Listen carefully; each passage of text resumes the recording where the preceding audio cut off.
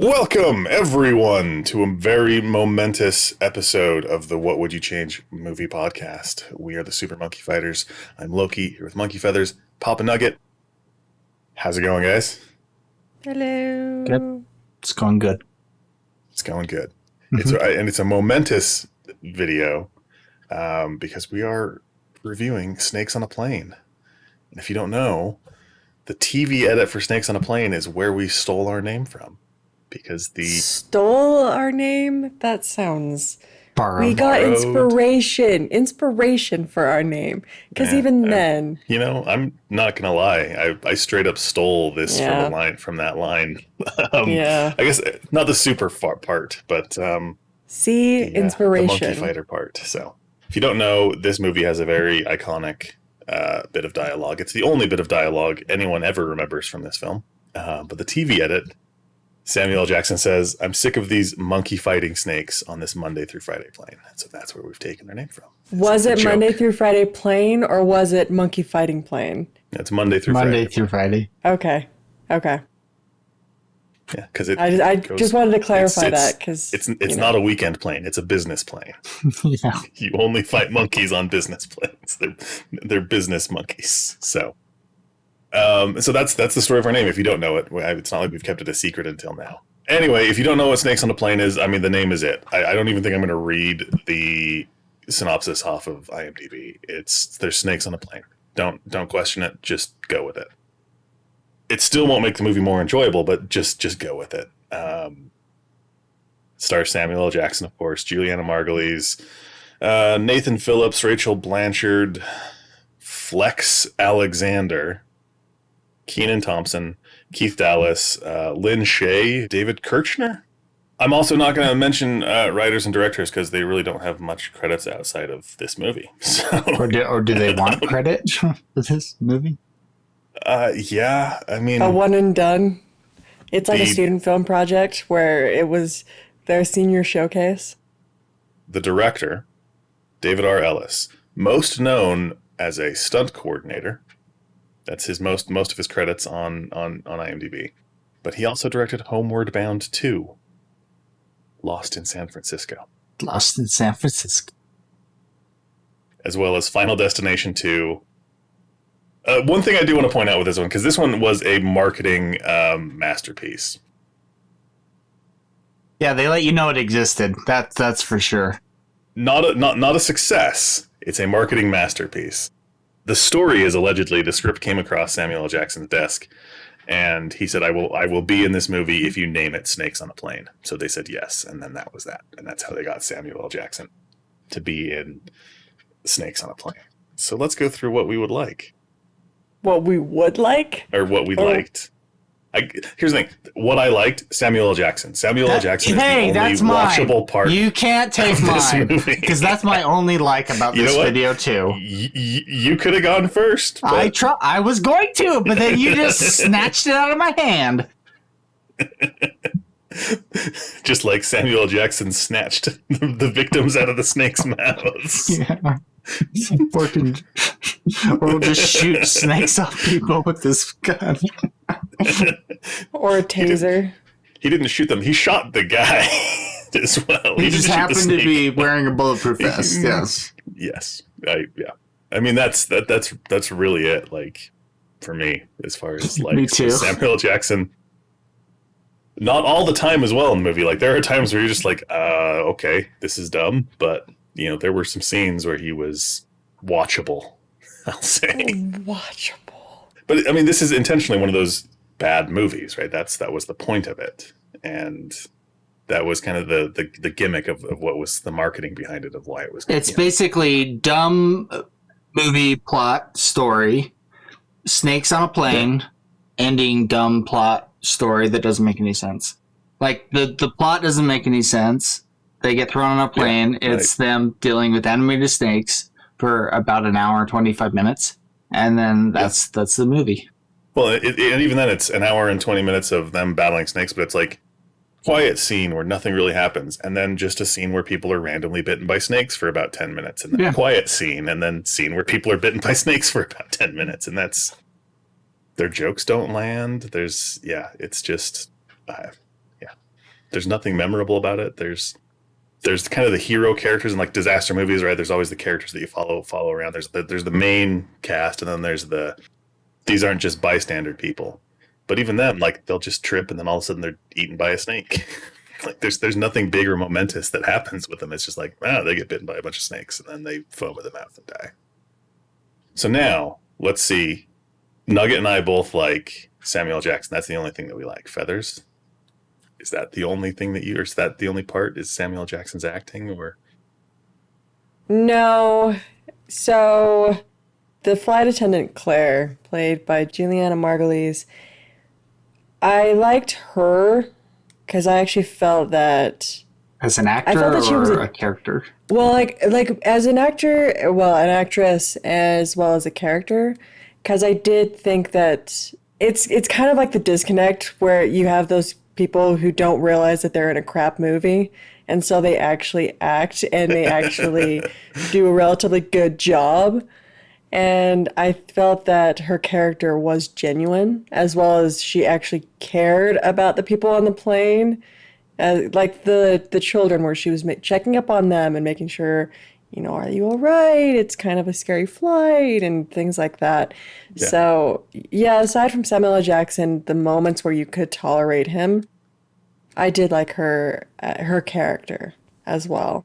I will add something else because that sparked my memory, because I watched this last night and I honestly all I remember is the one line from Samuel L. Jackson, but this just recovered memory. I don't think this was necessarily intentional, but they took the buddy comedy action movie trope of it's my last day and then big events happen and I should have retired. I'm too old for this shit. But they put it into flight attendants.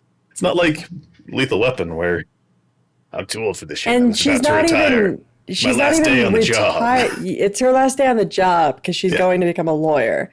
Yeah. So, but then a lawyer, and I don't know, that maybe there was a line of dialogue that seems like it, but the other flight attendant, she saves a baby and gets bitten by a snake, and then she's like, I have a chance for early retirement, but I had to go for one more tour of duty. You're a flight attendant. Like, thanks for the job that you do. I don't want to diminish the work that anybody does, but it's just an interesting trope to transition. You're easily that from replaceable. From the police to to flight attendants. Like, do flight attendants care that much about their job in the same way that police officers do? And some do. Some do. But should they? That's the real question. Wow. She clearly did. I mean, she did, sacrifice herself to save a baby. So that then was never seen again after that scene in the movie. She was just because it was eaten by a snake. They just didn't show it. Yeah, it was. It was a deleted scene. Yes. The X-rated. Her sacrifice was for nothing. I mean, thinking through this, right? Because even the snakes, like the CG on the snakes and the effects on those, nothing was really good. Like, it was. I just imagine filming it when the director was like, "Okay, there's snakes crawling around you. Act like there's snakes crawling around you." And they're like, See, and when the people were doing that, like, when they would move, they would animate the snake to where they moved. But if it was a scene where the character didn't realize they were being bitten by a snake, like, they just run, like the snakes are biting, and then they're just running. Some people die instantly, other people don't. Are we going into the dislikes? Because are there more likes you have? Because I don't have anything else to say about No. So, yeah. I just want to clarify. If you get bitten on your wiener, you die by a snake. There's apparently, according to the show, that's what happens. Hey, he bashed his head on the wall as well. Yeah, and he bled from the back of his head. Yes, he was bitten on the wiener and bashed his head so hard that he bled from the back of his head. Yes, against the wall. You cannot forget that. I mean, these snakes I remember feisty snakes. These snakes went. It's a memorable scene.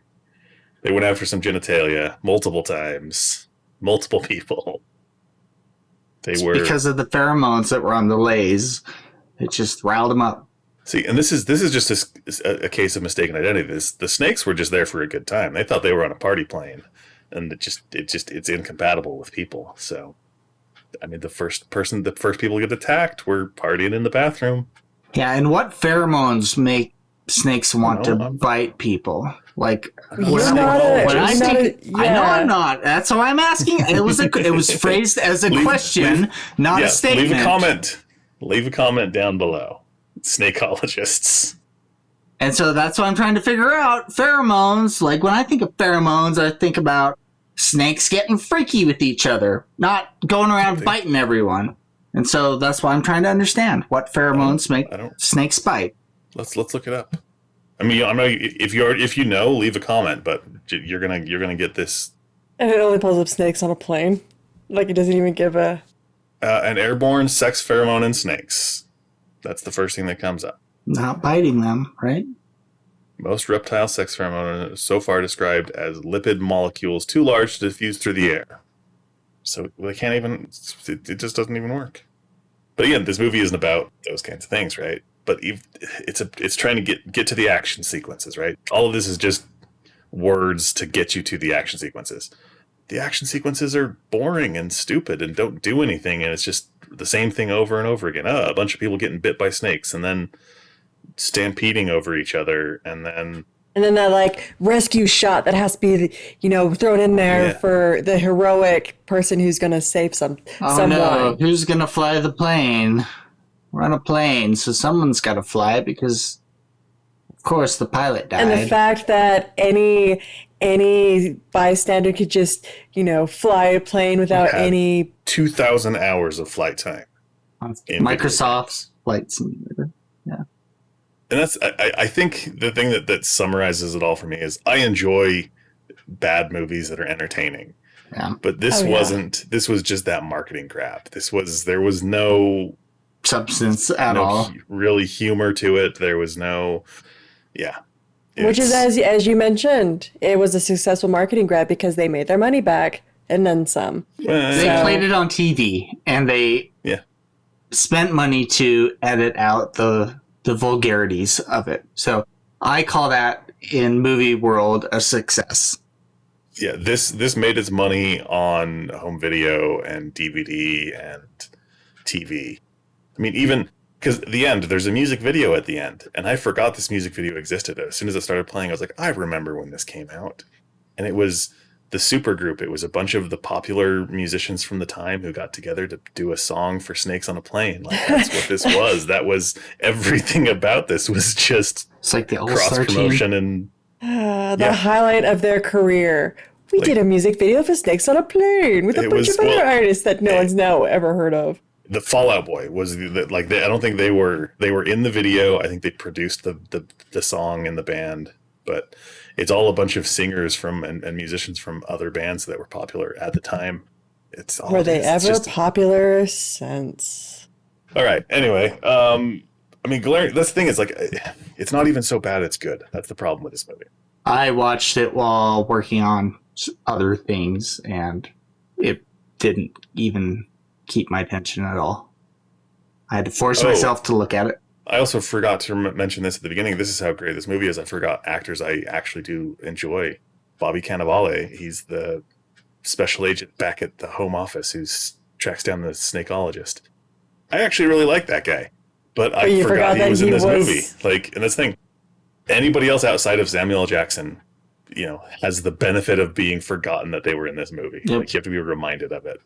And Samuel L. Jackson, it stands as kind of that odd badge of honor, I think, because he's the story behind why he did it, right? The paycheck he got. Well, let's be fair. If Samuel L. Jackson was not in this movie, like, this would not have been on TV.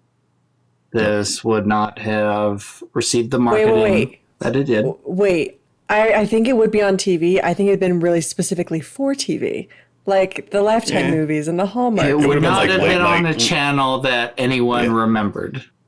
It would have been like late night Cinemax is what it. Yeah, late night Cinemax. But I think this one kind of paved the way for Sharknado, because Sharknado is the same thing. Like, these B movies existed before that. I think it kind of reinvigorated the genre of B movie, because I wouldn't even classify this as like disaster film or. If we want to talk about B movies, like I love my slew of B movies that are dumb and ridiculous and have bad acting. Like, if you want to paint me into a corner, I love doomsday B movies. And I get disappointed a lot by them. Yeah. But every once in a while, some are like, that was a great B movie of a doomsday experience. And every once in a while. And I'm waiting for the next one to come out. And I want to see it. Every once in a while. And I will watch it. You get Speed. And then sometimes you get Snakes on a Plane. Yep. Because Speed. I thought you were actually going to say Speed 2. Speed 2. I mean, sometimes you get Speed 2. And I think there's probably a third one. I think even looking in hindsight, it's not even just hindsight. Like, it's not enjoyable now. It was at the time. I don't think it was at the time. I think it was just a shameless cash grab at the time. That kind of worked out for them, maybe. Like, they didn't lose their money. I just wish they would have taken that opportunity to actually make something more memorable than just sick of these monkey fighting snakes. It's Monday through Friday playing. Do something else with it. Do we even want to bother with changes? I don't know what I would change. Like, I think I could think of things I would change. Like, all of it. But I think get a story. Having a I was gonna say have actors. A plot. Like, let's talk about this. Let's talk about this for a second. Yeah. The plot. The guy is like riding his dirt bike around Hawaii and just like sees some guy get shot. Yeah. And then Samuel L. Jackson comes around and is like, we're going to take you back to be a witness.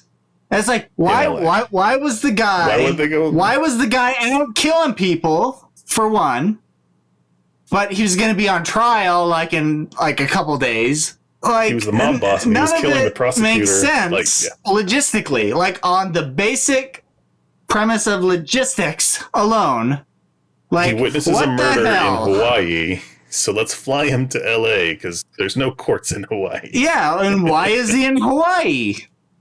Killing people. He's on vacation. Like, why is he not in jail if he's on trial for murder? Or do we even know what he's on trial for? We don't. He's just mob boss. He's a mob boss. Yeah. And they need to gather evidence. Like, they don't even say that he's on trial. Like, there's no pending. Like, he needs to be a witness. But he needs a witness. But he's murdering witnesses. Obviously on trial for something. It's throwaway dialogue to make reasons for snakes. Why are there snakes on a plane? So they can make a snake release bomb. That's ultimately what it was. Someone is like, I want to make a movie where snakes come out of a crate on a timer. And then that looks like a bomb, but we couldn't hide a bomb on the plane. That was it. I would imagine that is the real starting point of this movie. Snakes on a plane. Let's write a script. Mm-hmm. Let's figure this out. We'll flesh everything out around that while we're shooting. We'll fix it in post. I think that should be the. That's how they wrote this movie. They wrote it in post production. Oh my gosh! They filmed a bunch of random scenes and stuff. Worst thing to say is, we'll fix it in post. It'll be fine. Don't worry about it. Well, that's the thing. I think even leaving everything as it is, you could have improved this by just simply adding in some better dialogue and like a sidekick character that said something else. Like more comedy. That's always a good thing, right? Yeah. Like, if you make people laugh. Better comedy. Go over the top. Even though they hate their lives watching this movie, at least they're getting a chuckle out of it. What if we took the plot of Snakes on a Plane and combined it with Airplane? Yeah. Snakes on an airplane. There you go. Instead of that would work. We'll just cut in the funny jokes from Airplane to mix in. But I mean, that's the thing is you've got one character who's the straight man action hero, right? And then there's just no comedy. I think they tried to do that, right? They put comedians in it, like Kenan Thompson is in this. Yeah. Like I think he's been on Saturday Night Live longer than anybody. What's his face? The co-pilot. Instead of giving him actual jokes or letting him, hey, just ad lib. You're hilarious. Go do your thing. You're better than writers. You're just going to be overtly sexist, and then that'll be the end of your character. Yeah. You can't shut up the writers, so you can't ad lib and be better than them. And this thing is like, I just think just adding that in, like, because I think those dynamics make those movies work. Lethal Weapon, right? It works because of the dynamics between those two characters. And then as the series went on, they added in more and more humor. Like Joe Pesci in the Lethal Weapon series is comedic. He's comic relief, and this movie just doesn't have that. Mm-hmm. So, but even then, the big moments that you try to do with the snakes, they're all dumb. Like the guy throws the dog at the python to get away from the python, and then sits there and argues with the lady while the python don't search for a reason. Just don't. Not even searching for reason. Like, okay, I don't care that this douche is getting eaten by a snake. Like, yeah, we don't care for the dog or the lady with the dog, but the fact that the dog got eaten is sad. But that was just another device. Like, how do we get this guy eaten by a python? Well, he throws the dog. Okay, great. Write it down. Like, that's it. Like, write it down. Write it down. That's great. Quick, we need it. Don't lose it. You know, I think making the dog more of a heroic little chihuahua, saving, like the dog saves his life or something like that, would have been a funnier, better scene. If the dog was the hero of like saving the plane, that would have been a much more enjoyable film than what we saw. Like the little chihuahua fights off all the snakes. Yep, and he went into the cockpit and like hit the buttons on the control panel and like did something to re-navigate their flight plan or something. Yeah, that would have been much better. Yeah. All right. Does anybody else want to add anything? Is there anything else we can talk about with this movie? I think I've said as much as I possibly can. Like even stuff that I wasn't planning on talking about came up. So I think I've said my piece. I will say this. Don't see this movie, but definitely go look up the TV edit on YouTube. Maybe I'll leave a link to it in the description. I probably won't remember to do that, but it's easy enough to find. Because that is the most entertaining thing. And if you find it, leave it as a comment, please. Leave it as a comment. Because I haven't actually seen it. And we will catch you guys in the next one. Leave comments down below. Let us know your favorite Samuel L. Jackson movie or Snake movie. And I'm sure there's Anaconda is the only thing I can think of. Yeah. Maybe I'll count Indiana Jones, right? Indiana Jones because he doesn't like snakes, and so snakes are in those movies. But they're not really snake movies. Then you realize that that's going to be the one that beats out every other movie. I don't know. Anaconda had Jennifer Lopez and Ice Cube in it, so it's true. And John Voight. John Voight, and wasn't Owen Wilson also in that? Maybe we'll review that one later. If we get 100,000 comments on this video, comments, not likes, not views, comments, we will review Anaconda. Yes, we will. I will live. I will sell out. We will live stream. Do that. Oh my god! We won't live stream the actual movie. We'll live stream our reactions to watching the movie and our review. We'll watch it together live. We'll watch it together live. You can start. We'll give you a time where you can start. You can watch along. We'll schedule it on your own. You'll know when it's happening. You can plan it out. 100,000 comments. Let's go. We'll catch you guys in the next one. Adios. See ya.